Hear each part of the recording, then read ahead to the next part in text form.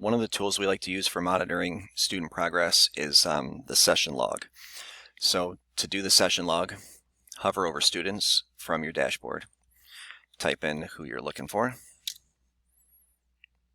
click on their name. Now from their classes, you can see all the classes that they're enrolled in, but you want to go back up over their name, hover over that, and go down here to session log. Now the session log is helpful for a lot of reasons. The more you poke around, you'll kind of find out all kinds of cool things in here. But mainly what we like to use it for is to see what time they logged in, what time they logged out. We can see what they were working on, how long they were working on it, how many activities they got done that day or for that week.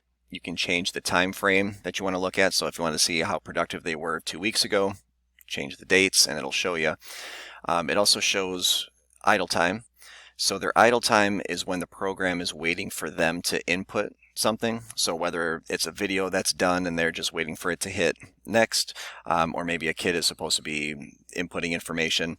Now sometimes a student might be taking notes or maybe a bathroom break. So these idle times, they're not super accurate.